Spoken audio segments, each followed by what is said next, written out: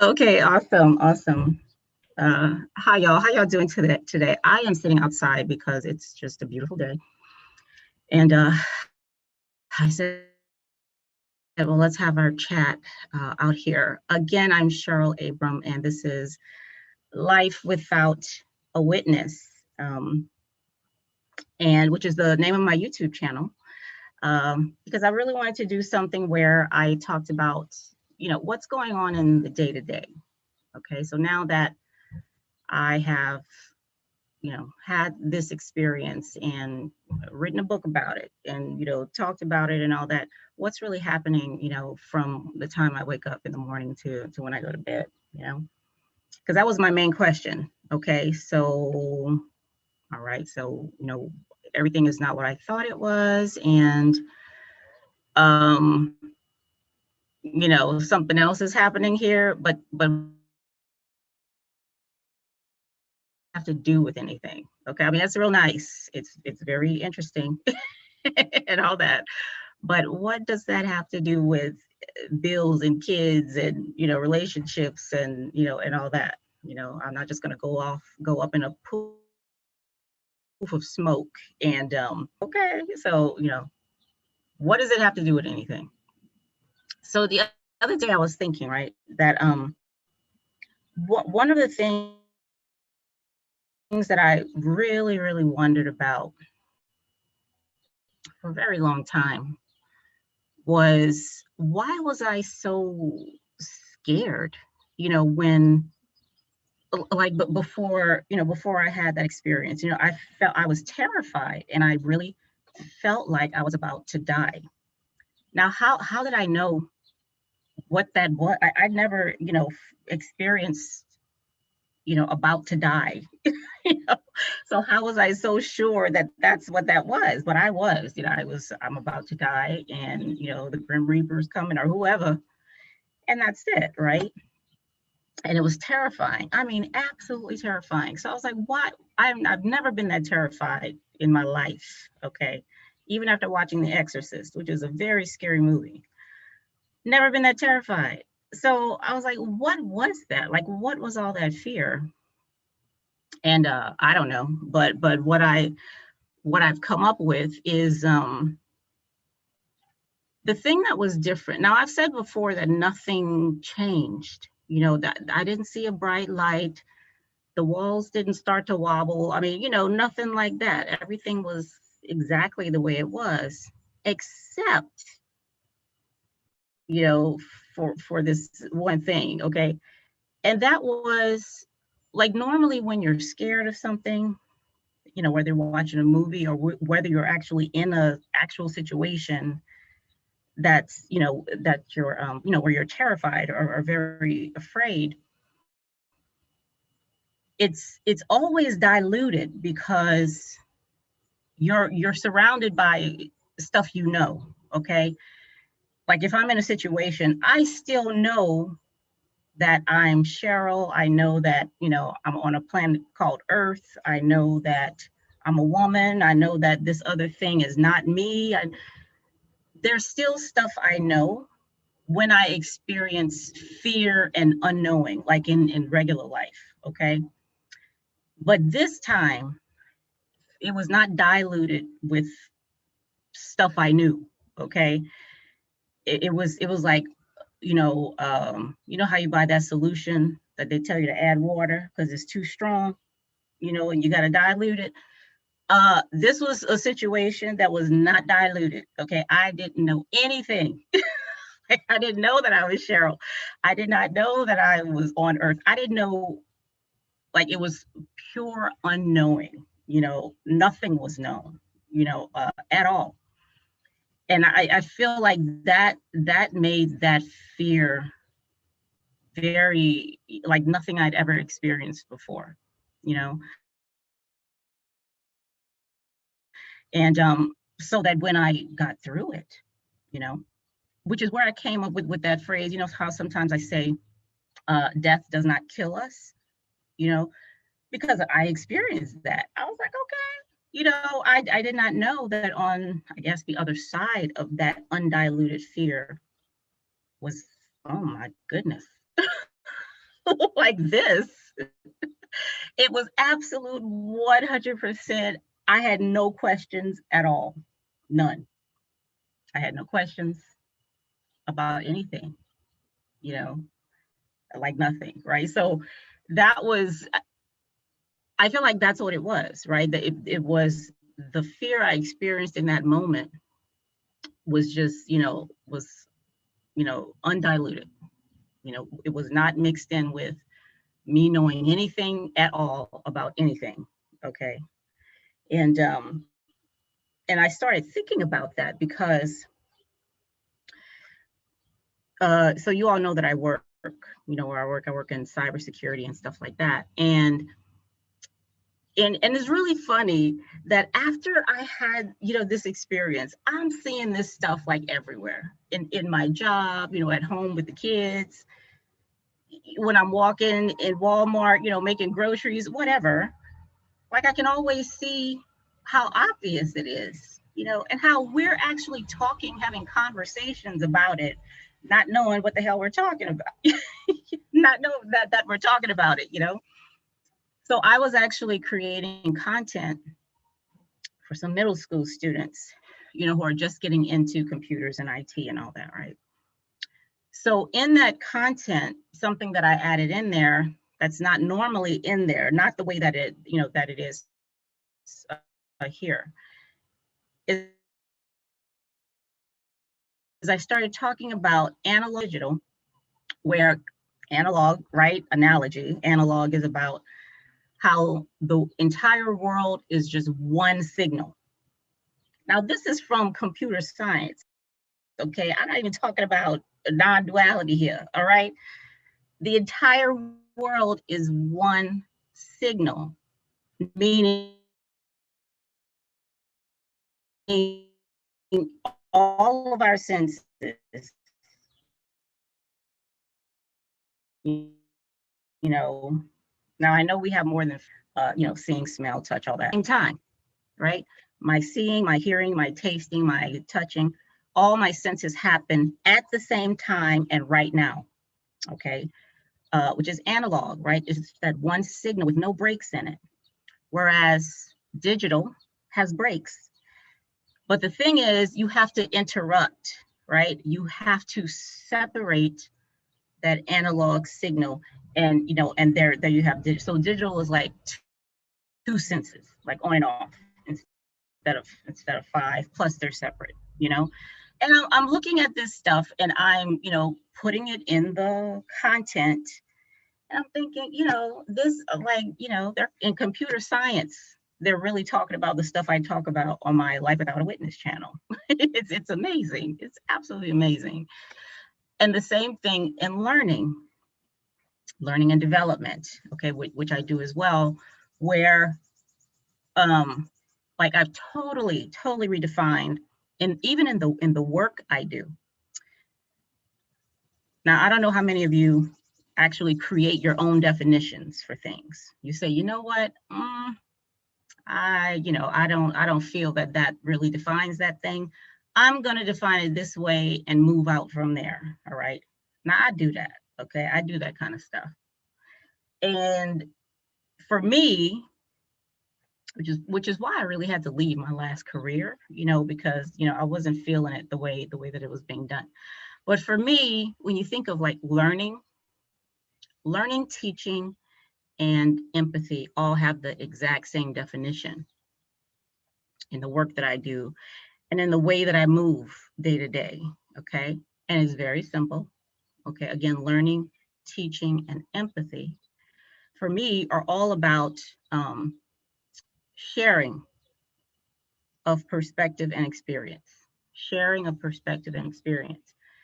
And one thing I said in my career in government and learning, where people looked at me like I was nuts, it's like, it's not only human minds that learn, right?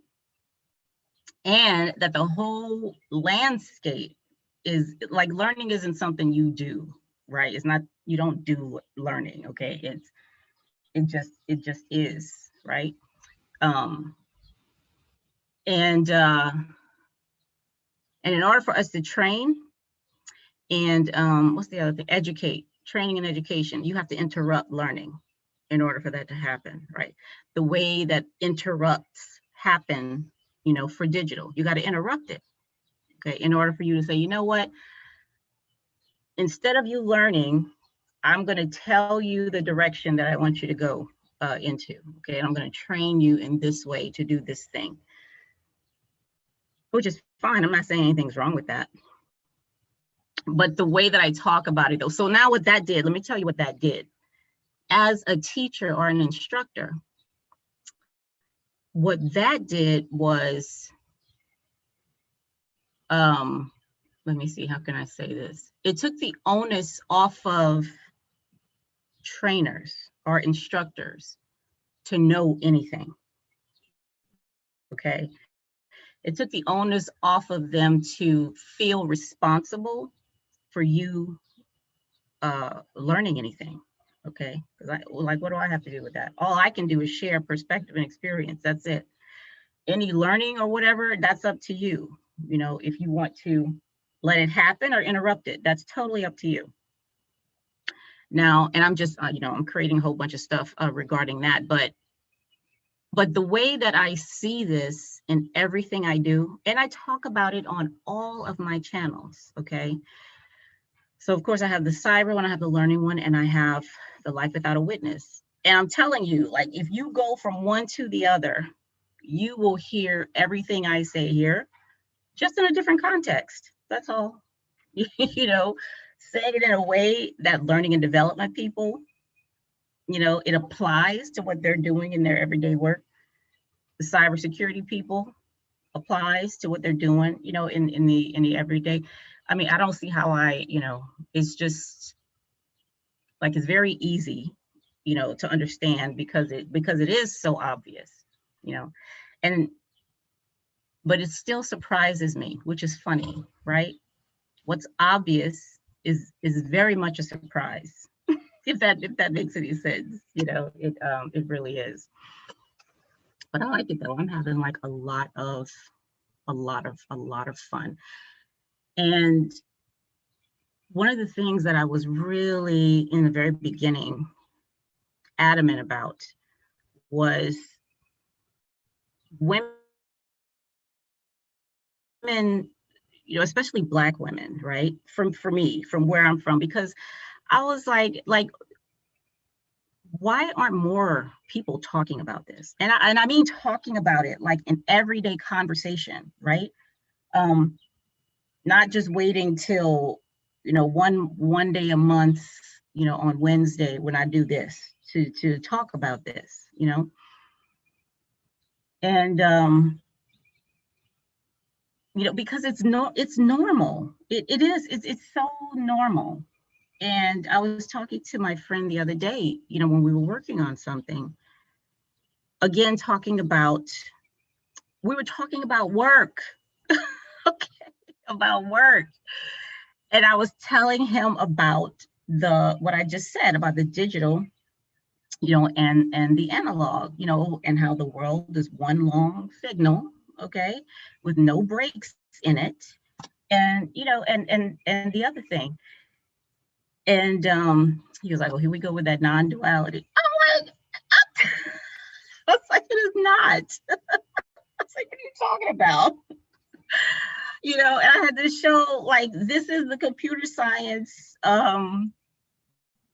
information here. This ain't, I'm telling you what I just researched, okay? This non-duality stuff. I'm like, dude, this is computer science, okay? That's like what it is. But everything just seems to come back to that. If you really just look at it, like whatever y'all do on the day-to-day, whatever you all do, if you like just look at it, right, and you're going to see it all reduces or builds up to the same thing, which is so interesting, right? Like how you can do just different stuff with the same thing, with the same one ingredient.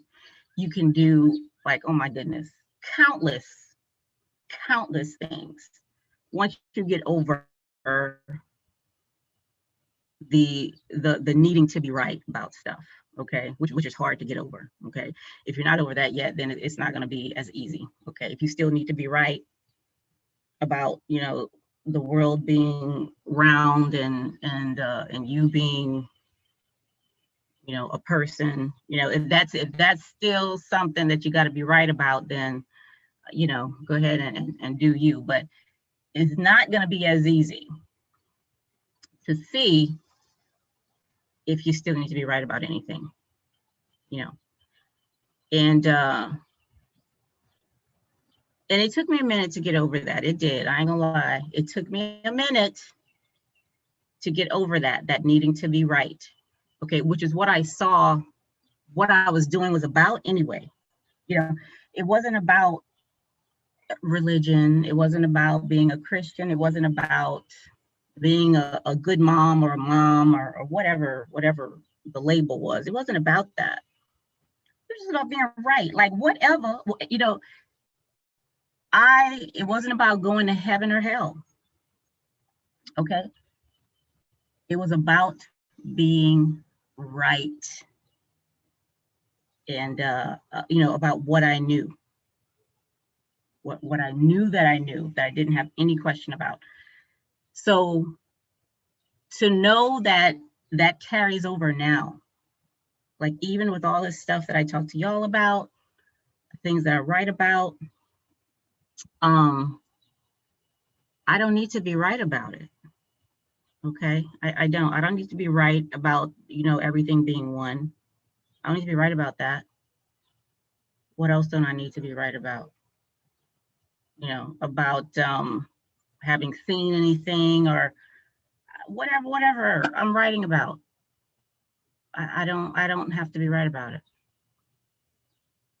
You know, so my flag doesn't have to be cemented, not even planted, okay? Cemented in the ground, in the sand, so that nothing can move it, right? I ain't got to be right about that. I don't have any more flags. And if I do, they real loose, okay? They can come out quite easily now, right? Where before they couldn't. Because if they did, I would feel assaulted and attacked, right? Like I really would. I would feel assaulted and attacked, which is nuts. You know, especially when nobody's attacking you. We just talking. And now my heart's beating all fast and I'm getting angry and upset. Like, why? Why? You know, why? Okay. So another one of the things that I use, and I love analogy, y'all. I use analogy and metaphor and simile and limericks. I mean, you know, anything I can. I love all that stuff. But another thing I use, right, is that when explaining to people and even adults, you know, because a lot of times, and we don't really know what they mean. Okay, we're just going with the flow. All right. But when I was explaining hardware to someone, okay, I was telling them, and normally like this hardware that I'm on right now on the laptop and all that, normally that's what we mean when we say that, like the stuff we can touch, okay, which is true. I mean, that's what it is. However, as far as its function, right, the function of it, one of the things that I use to get them to understand the importance of hardware is I compare it to like your blood, like the stuff in you that you're made of that's not supposed to change, right? That's like the hardware.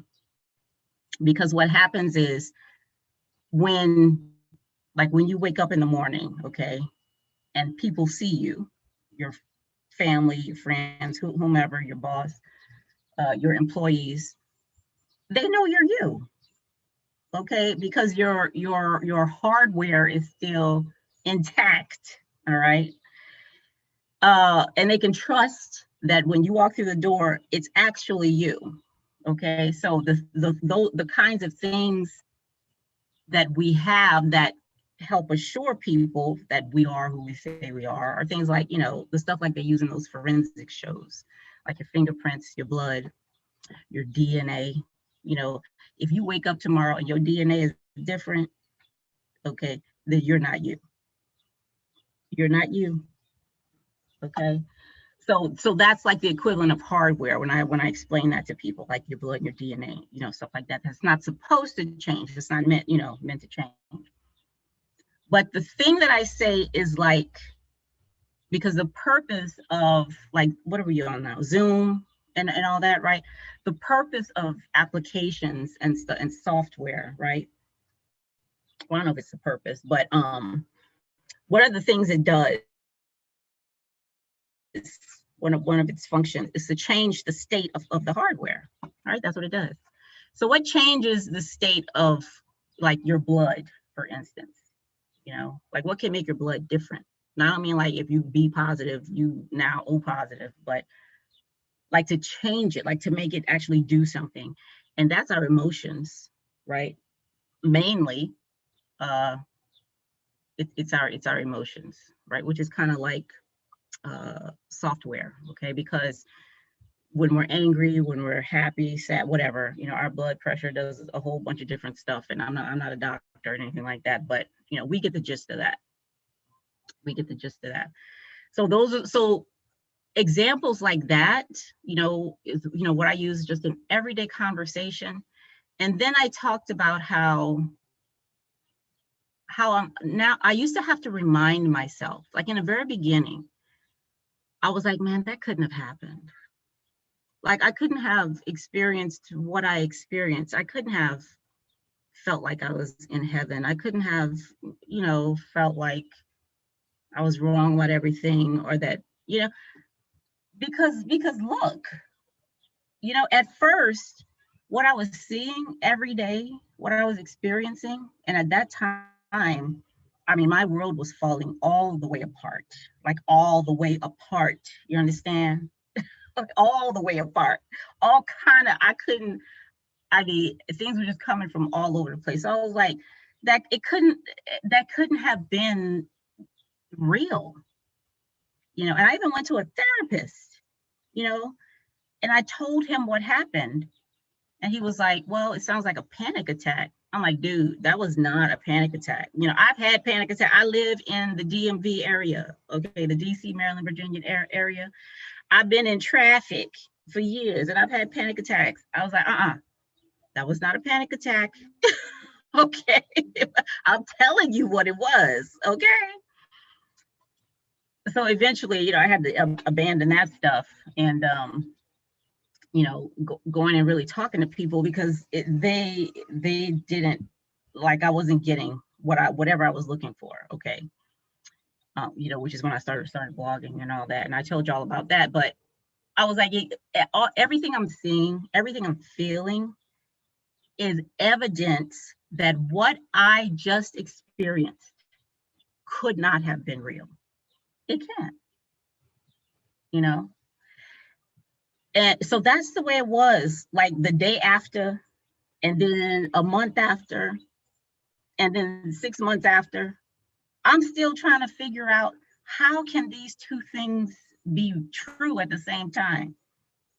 How can I be in heaven, like with no, like, there's nothing to do, there's nothing to accomplish, because it's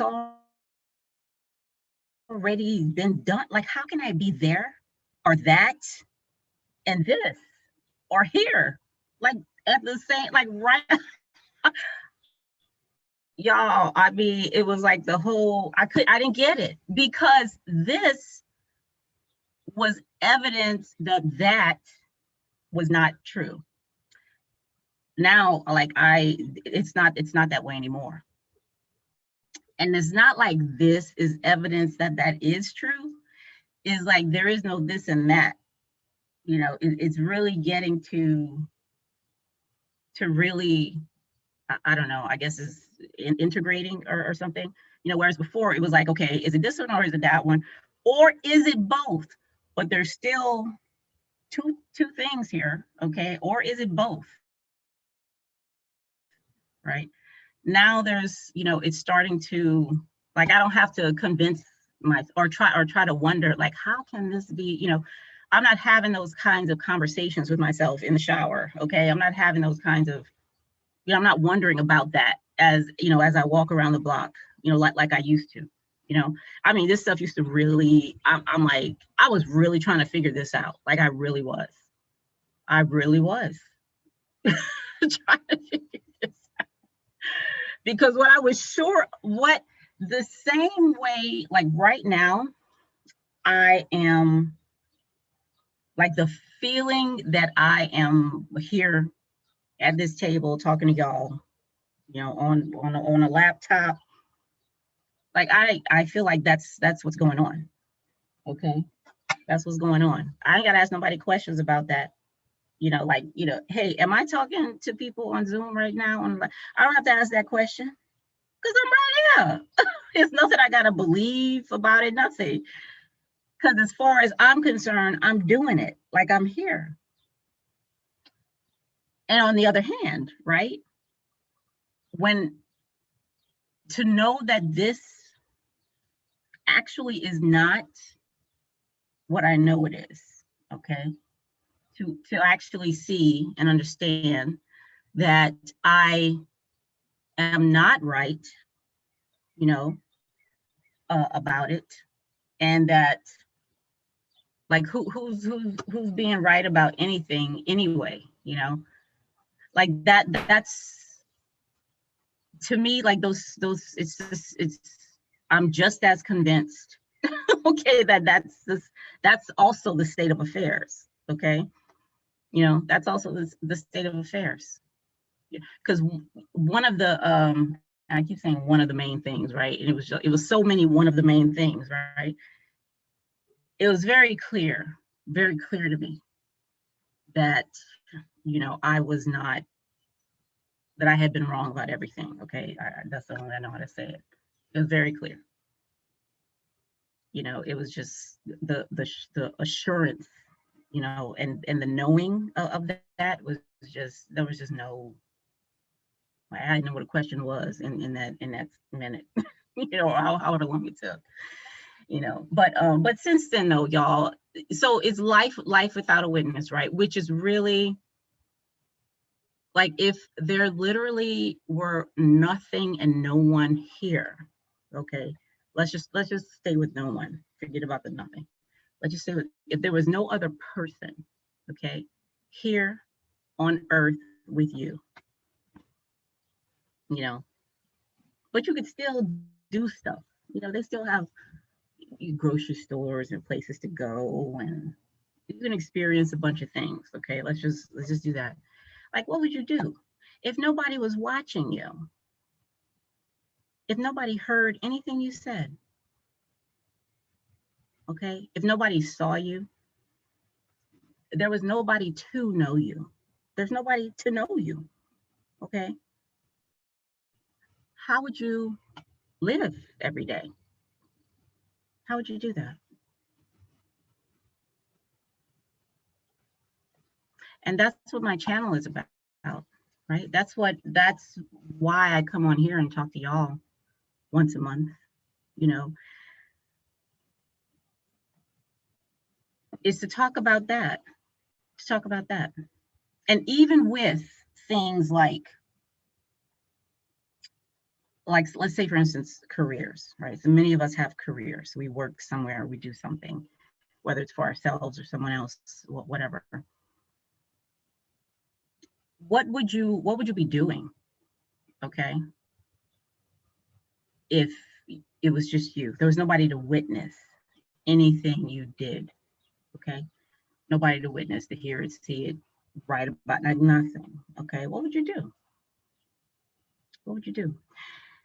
And in the beginning, right, that really brought home to me, just asking myself that question, okay, that really brought home how many things I was doing on the day to day, like the decisions I was making, the actual actions I was taking, the way I felt about me, you know, how many of those things were based on something else, like rules that somebody else had put in play.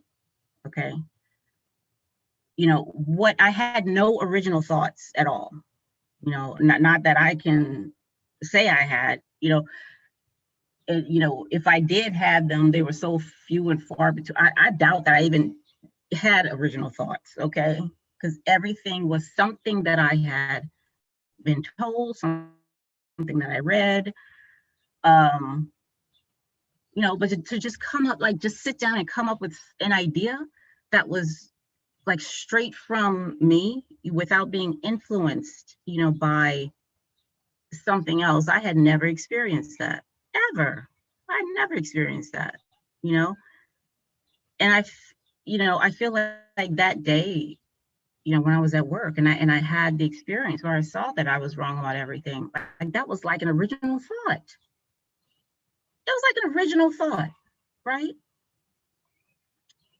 Like not saying non-duality is an original thought. I'm saying in that moment, like that moment was an original thought, was the original thought, basically. Okay. Like in the beginning, there was an original thought. Okay. All right. And I never knew what that meant. I wonder what that means. I'm gonna have to look that up. How y'all know, for those of you who, do Bible stuff, how in the beginning, Genesis, it says in the beginning was the word, and I've always been taught that that meant either Jesus or like that, the book that we were holding in our hands. Okay. The word was that book. All right. That had been put together by various people. That's what I'd always been taught that it was. And I never really questioned that, until now, you know. So I, and in the beginning is now anyway, right? In the beginning is right now. Plus, we're already done. Like there's nothing to do. Okay. There's absolutely nothing to do. And that works. Like that really does work. When I think back to that, like even if I'm in moments where like I don't feel well or I don't know, like even like I'm excited or happy about something or whatever, going back to there's nothing to do, you know, I don't know, it does something. It does something in that moment. Seeing and knowing, oh, you know what, Cheryl, there's really nothing to do. So, okay. But if you choose to do this and feel this way and do that, that's fine. Nobody's going to say anything about it, but there's nothing to do, at the end of the day. Hi, Randy. Hi, Ray, Jeeve. I hope I said that. I hope I said that right. Glad to see y'all here. Hey, good to be here. Hey.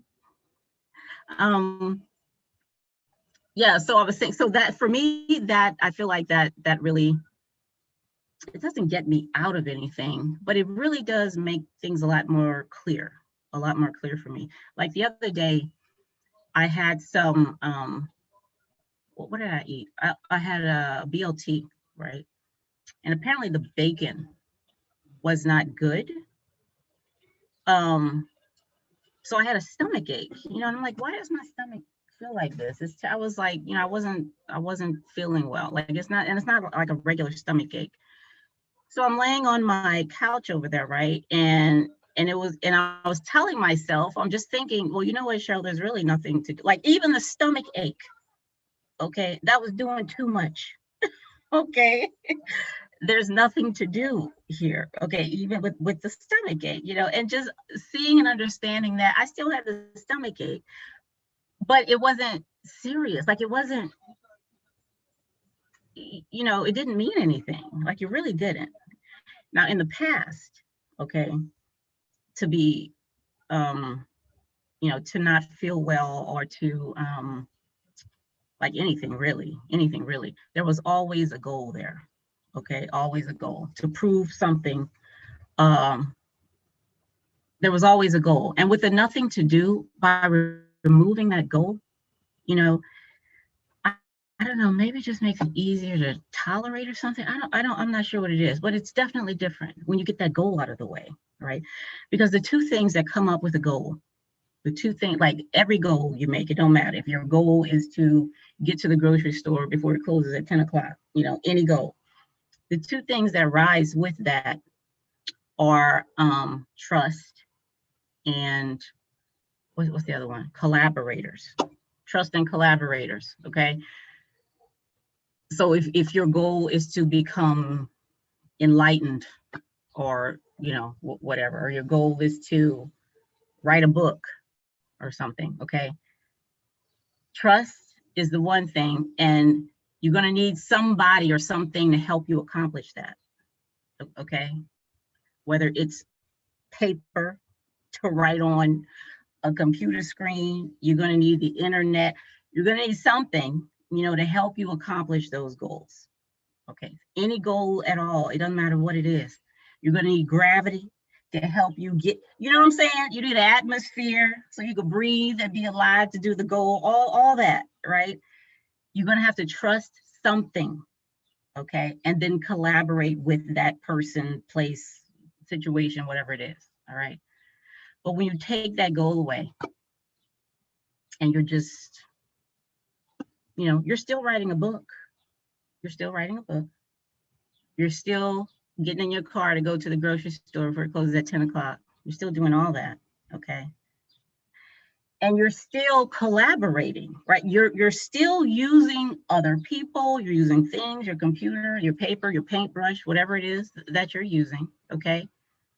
And there's still that element of trust there, right? Because you're saying, like, in the day-to-day, again, okay, I'm going to work with this person to help me accomplish this goal. I'm going to get what do you call those people that help you in the gym? A gym person. What is that? Those professional workout people. Oh my goodness, it's slipping my mind. Y'all know what I'm talking about, though. But you're going to trust that person, to help you to get in shape or whatever it is. Um, so that's still there. However, it is not because you're already, like, because there's nothing to do, because there's no goal. When you do those things, at least what I've noticed, there was like two things that were there too, right? There was like that sense of urgency. Like there was always a sense of urgency. I had to hurry up and and do this thing. I had to hurry up and accomplish. I had to hurry up and become something, right? That sense of like time was running out, so I have to hurry up. So there was that, and there was always that, like, that underlying fear that came with it. So removing the goal, I still do every single thing I did before, and I still have, what is that, dream boards or whatever you call that thing. Is that what you call it? I hope y'all know what I'm talking about, because I be losing names and stuff. I really do. Whatever that 5-year plan thing is, where you put the pictures, that you want to do and accomplish, whatever. I still do all of that stuff, okay? But the fear and urgency is so is not like it was before. And like there may be like a twinge of it here and there, but man, it's like nothing like it was before. I tell you, nothing like it was before, which is really nice, which is very, very nice. Like it really is. And it's not like I don't worry about stuff. I mean, I'm a mom with kids, and I got stuff popping, and I do worry about things, But even when I'm worrying, that's still doing too much. Like there's still nothing to do, you know. And that nothing to do, I thought I had choices before, when all I was doing was following somebody else's rules, really. If it wasn't, spiritual rules, God's rules, the Bible's rules, it was my mom's rules, it was, you know, the state's rules, somebody's rules. Okay, I was following, I was conforming. Uh, and that seemed to be all that was going on, with me following rules. But now when I add in there is now and will always be nothing to do. That actually gives me choices, you know, it actually does. To know that there's, you know, that actually gave me choices.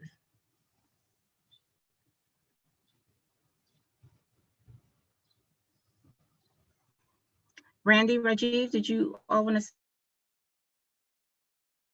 say anything? Or do you have any examples of what you do on a day to day?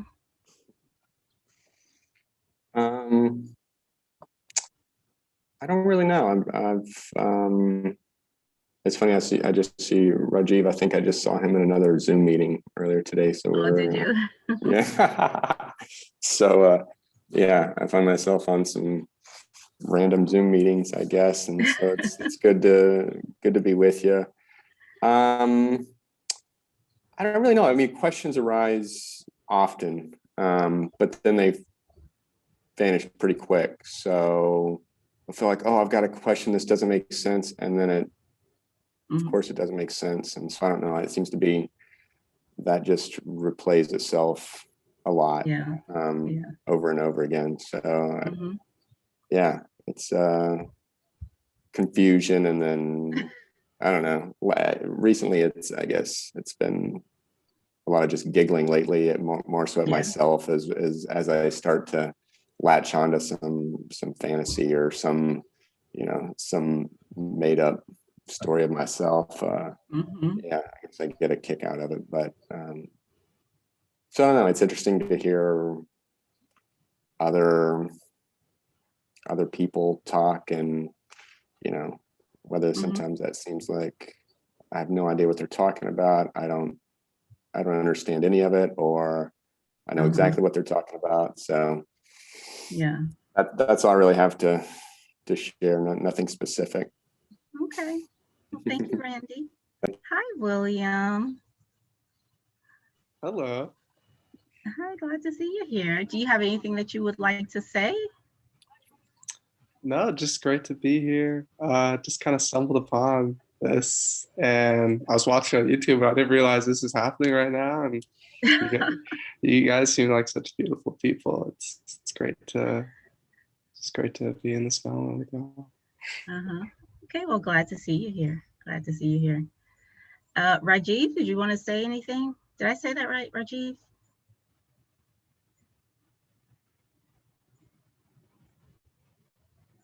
No, he's on mute. It is so nice out here, y'all. So I'm in Virginia, right, on the East Coast of the US, and I am so happy. So we just had what do you call those bugs that come out of the ground? What are those things called? Cicadas, right? So they like live in the ground for 15 years or something like that, and then they come up and they mate for however, like 2 weeks, I don't know, 30 days, something like that. But these things, because I have like woods and stuff back here, they were so loud.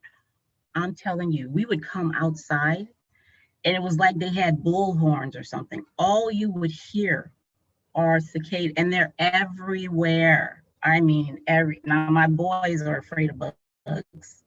Okay, they're terrified of bugs. It's crazy, but they're gone now. So out here, it's like that cacophony of cicadas compared to the quiet is just it's absolutely amazing, absolutely amazing. But yeah, so we're glad the cicadas. We're glad they were here, but I'm very excited that they're gone now. Very excited that they're gone.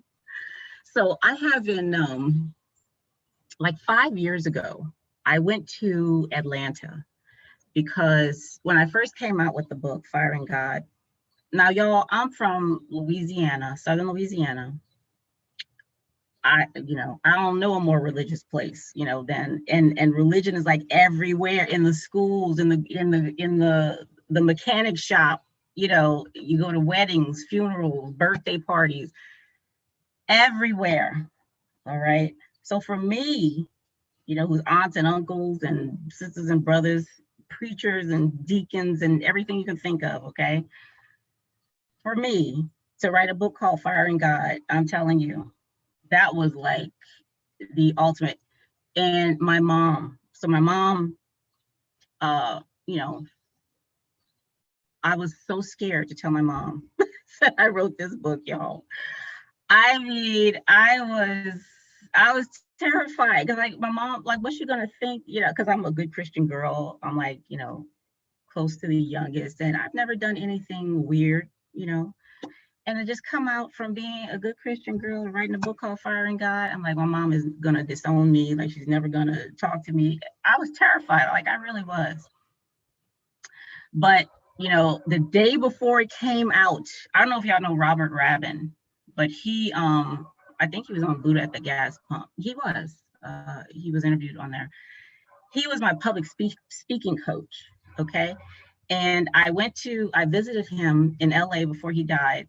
And we were talking about the book. And he said, so Cheryl, when does it come out? You know, I said, well, tomorrow, because I'd been telling him that I didn't tell my mom. And he was like, well, did you tell her? I was like, I haven't told her yet, you know. He was like, what are you waiting on? It's coming out tomorrow. So finally, you know, while I was there at his house, I called my mom and I told her, I was like, Mom, yeah, I wrote this book and it's called Firing God. And at first she was like, what are you saying? Like, you know, she didn't get it, you know.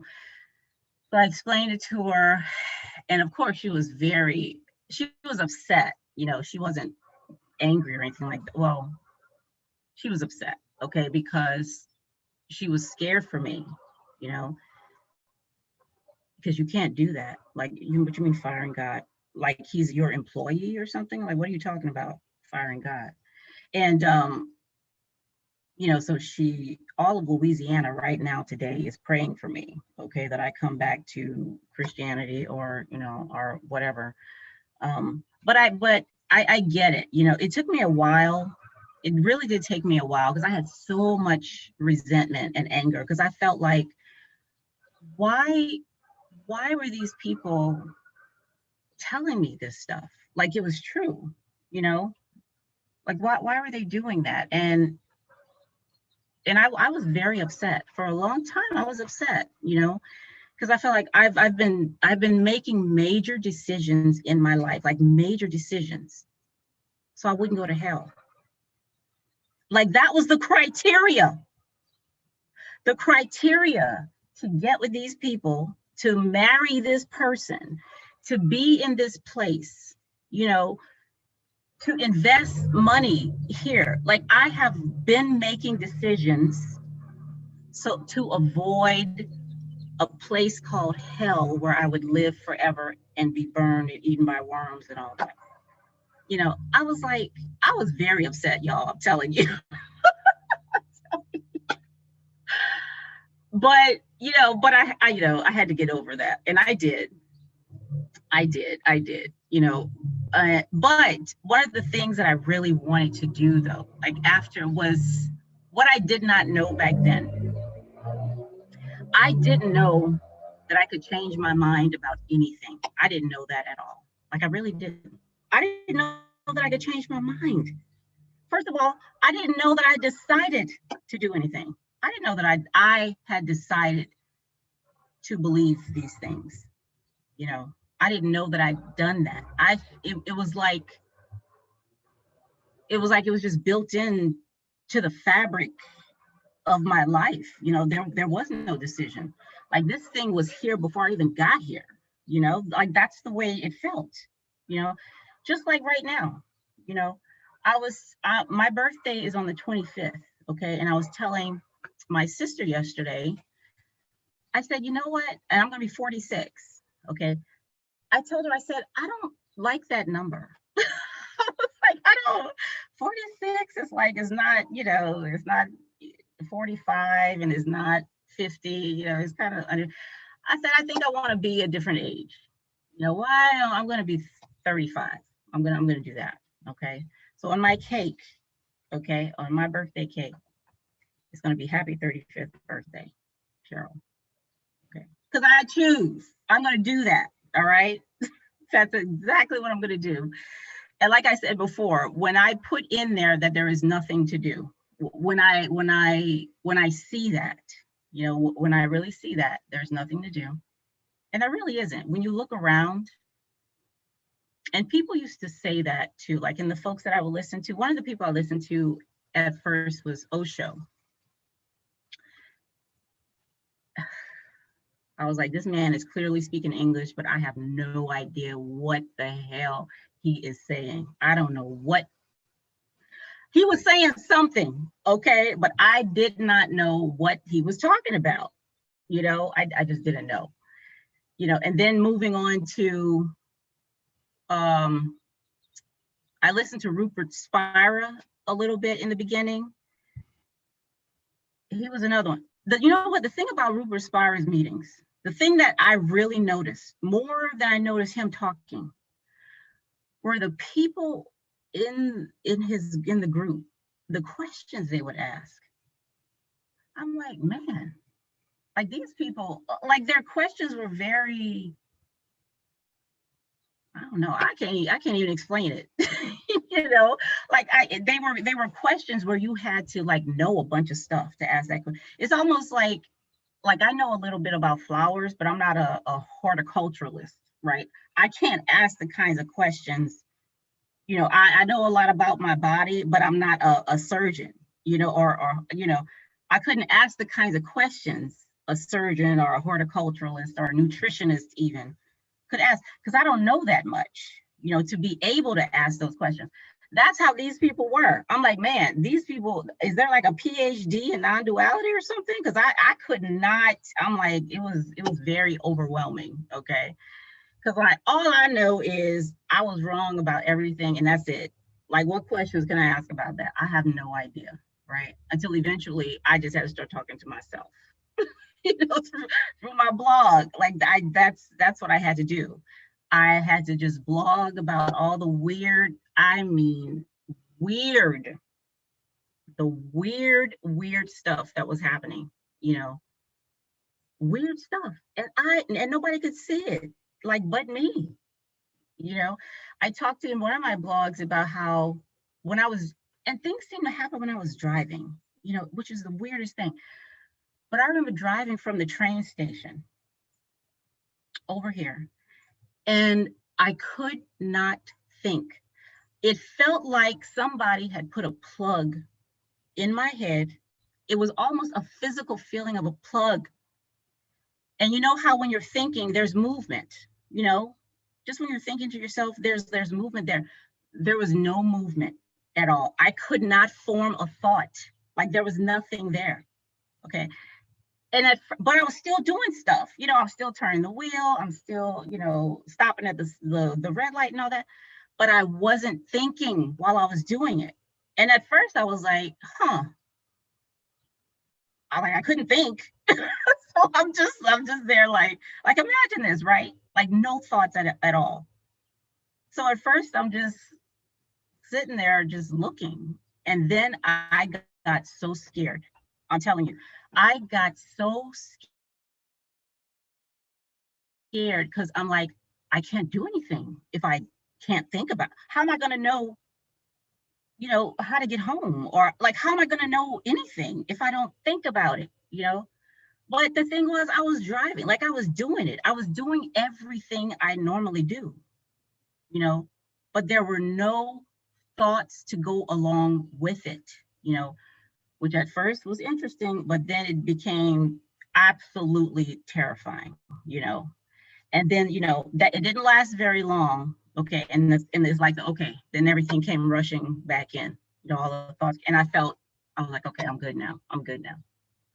But I was good before, like when there was nothing there, I just felt like it needed to be there, you know. But when it wasn't there anymore, I saw that I was still okay. I was still okay, you know.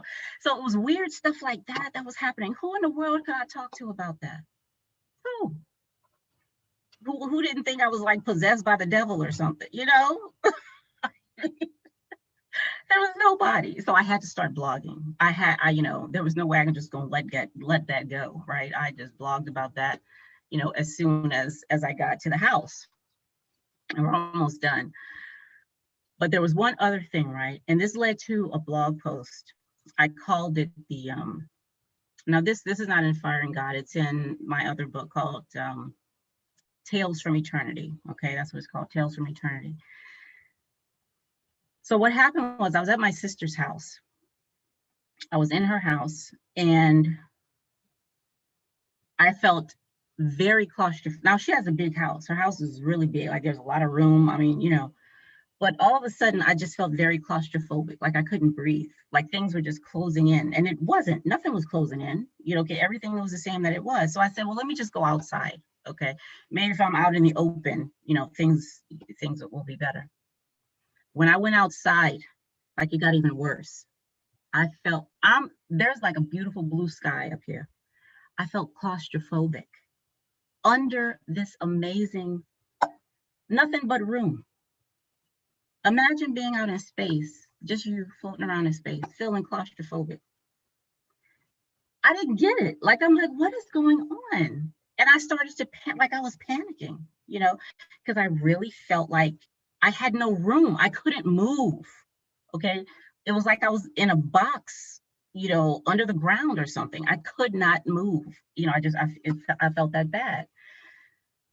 So, you know, of course, after all that dissipated, you know, I had to write about that too. And I called it the color red. You know, that's what I called that blog post. Because what it was like everything was the color red. Everything.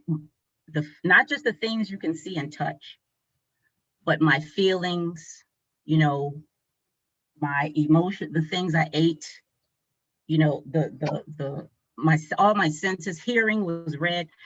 Every single thing was red. That's how it felt. Because when everything is red, nothing is. There is no red when everything is red, because there's no contrast.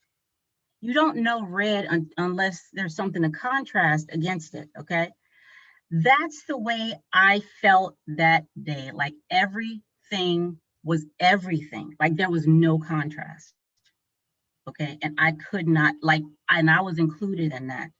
There was no way for me to separate myself from what was red, you know, because I was too.